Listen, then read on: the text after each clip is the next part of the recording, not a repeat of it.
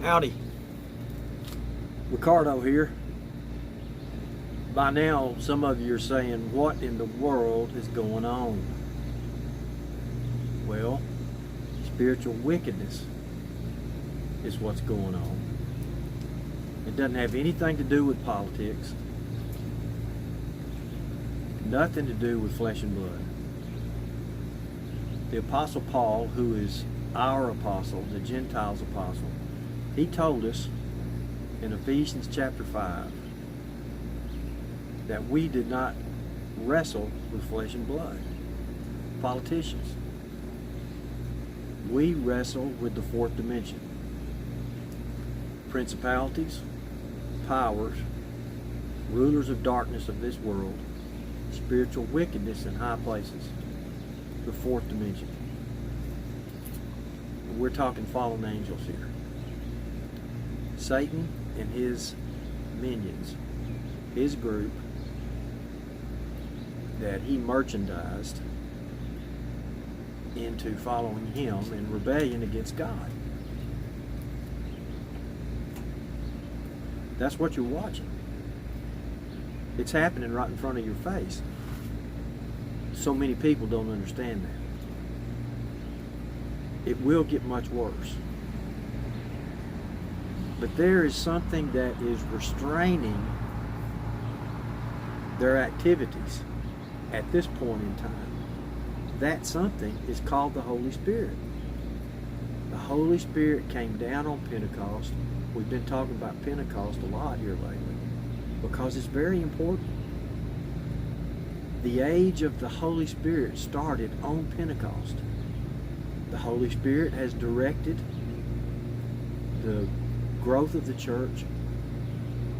This is the age of the Holy Spirit.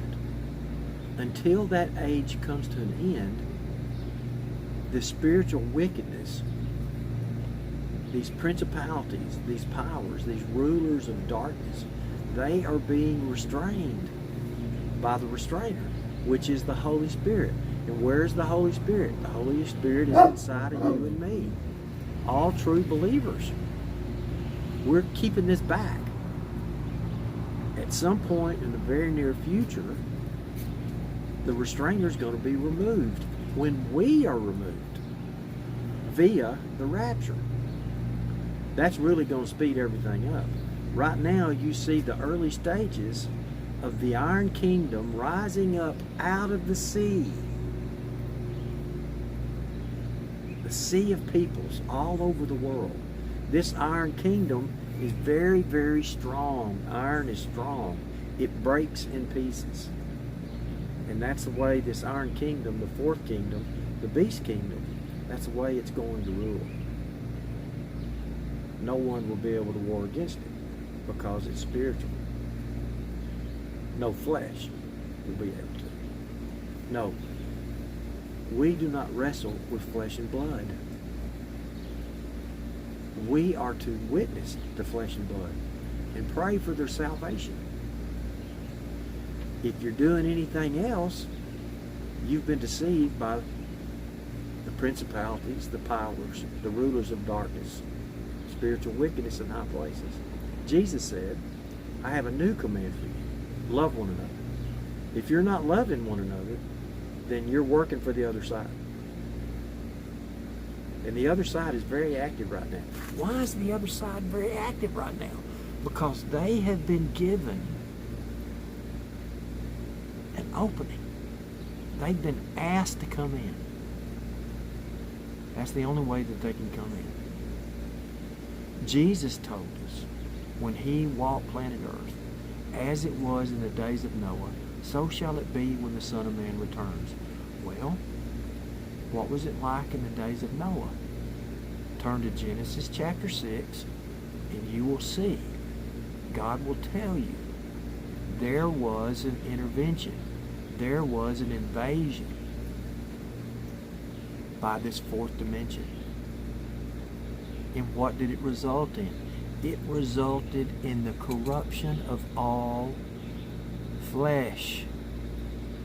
What is another word for corruption? Virus. Virus is simply corruption. That's what you're watching. That's how you know that Genesis 6 is happening again. How are they going to corrupt all flesh? Well, they got to get something inside the flesh to corrupt it. That's what you're watching. Don't be deceived. Keep your eyes on Jesus. Keep loving. Keep warning. Keep being His witness to flesh and blood. And don't listen to the enemy. The principalities, the powers, the rulers of darkness, spiritual wickedness in high places. Don't listen to them. Listen to Jesus. It's going to get really interesting right before we get taken out. God bless you.